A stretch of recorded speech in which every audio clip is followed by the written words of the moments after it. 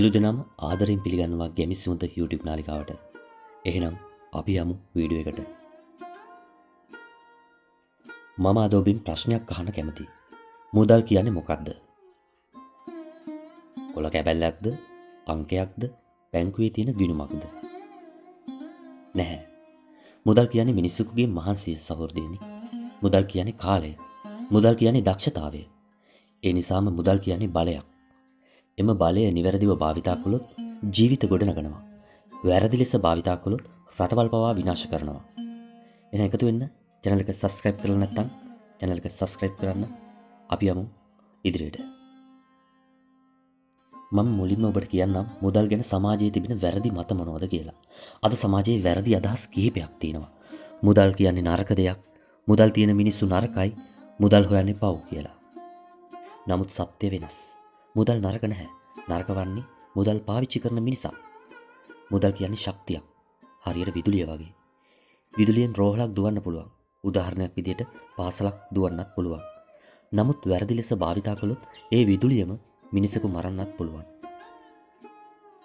මුදල් වලටත් එහෙමයි. ලංකාවට අද වෙලා තියෙන්නේ මොකක්ද?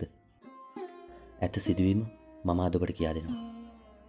අපි සත්‍යයක් පිළිගන්න ඕන. අද ලංකාව මුහුණ දෙන්නේ ආර්ථික ගැටලු, දේශපාලන ගැටලු, සමාජ ගැටලු. මේවට මුදලක් තියෙනවා. මේවට මුලක් තියෙනවා. ඒ තමයි මුදල් ගැන වැරදි සංස්කෘතිය. මහන්සි නොවී මුදල් හොයන්න කැමතිවීම, දූෂණය, වංචාව, අධික වියදම. මේවා රටක් විනාශ කරනවා. මුදල් නිසා නෙමෙයි. මුදල් පිළිබඳව අවිඥානීය නිසා. ඒක නිසා සහෘදයනි, අපි දරුවන්ට උනත් මුදල් ගැන කියා දෙන්න ඕන සත්‍යය. දරුවෙකුට කුඩා කාලයේ සිට කියා දෙන්න ඕන දේවල් තියෙනවා. මුදල් ගසක වැවෙන්නේ නැහැ. මුදල් මහන්සියෙන් ලැබෙන්නේ. මුදල් ඉතිරි කරන්න ඕන. මුදල් වියදම් කරන්නත් හොඳ ඥානයක් තියෙන්න ඕන. දරුවෙකුට මුදල් ගැන කියා දිය යුතුයි. උපයා ගන්න විදිය, ඉතිරි කරන්න ඕන විදිය, හොඳ දෙයට වියදම් කරන විදිය, අන් අයට උදව් කරන්න වගේම මේයි සැබෑ ලෙසම මුදල් පිළිබඳව ලබා දිය යුතු අධ්‍යාපනය. එය අධ්‍යාපනයටද එකතු කළ හැකි නම් ඉතාමත්ම වටිනවා. එය ගුරුවරුන්ගේද වගකීමක් වෙනවා. ගුරුවරුන්ට මෙහි විශාල වගකීමක් තියෙනවා. අපි දරුවන්ට ගණිතය උගන්වනවා, විද්‍යාව උගන්වනවා. නමුත් ජීවිතය උගන්වනවද? දරුවන්ට කියා දෙන්න. මහන්සියෙන් වැඩ කරන්න. තම දක්ෂතාවයන් වර්ධනය කරගන්න. නිවැරදිව මුදල් භාවිතා කරන්න. මේ ඉගෙනගත්ත දරුවෙක් රටක් ගොඩනගනවා. මුදල් දකින දෙයට වියදම් කරන සංස්කෘතියක් දැන් තියෙන්නේ. අද අපිට තියෙන ලොකු ප්‍රශ්නයක් ඒක. දකින දේ මිලදී ගන්න ඕන. නමුත් ප්‍රශ්නයක් අහන්න ඕන. අපිට ඒක ඇත්තටම අවශ්‍යද? අවශ්‍ය නැති දේවල් සඳහා මුදල් වියදම් කරනවා නම් අපි අනාගතය විකුණනවා. ඒක නිසා කුඩා කල සිටම ඔබේ දරුවත් ඔබත් සියලු දෙනාම හොඳ මුදල් පුරුදු ඇති කරගන්න ඕන. ඒක නිසා කුඩා කාලයේ සිටම ඔබේ දරුවාට පුරුදු කරන්න ඉදිරි කිරීම කියන්නේ මොකක්ද කියලා. සැලසුම් කර වියදම් කරන්නේ කොහොමද කියලා. ණය වලින් බේරෙන්නේ කොහොමද කියලා. දක්ෂතාවයෙන් උපයා ගන්නේ කොහොමද කියලා. මේයි ධාර්මික ආර්ථිකය. රුපියල ශක්තිමත් කරගන්නේ කොහොමද කියලා මම ඔබට කියා දෙන්නම්. රටක මුදල ශක්තිමත් වෙන්නේ බැංකු වලින් විතරක් නෙමෙයි සහෘදයනි.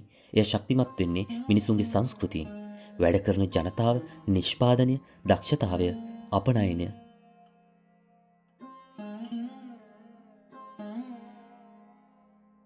අප නිපදවන්න පටන් ගන්න ඕන. කන්නත් විකුණන්නත් ලෝකයටම දෙන්න. ලංකාව ලෝකේ ජය ගන්න පුළුවන් පුංචි රටක්. ලංකාවට තියෙනවා සංස්කෘතියක්. ලංකාවට ධර්මය තියෙනවා.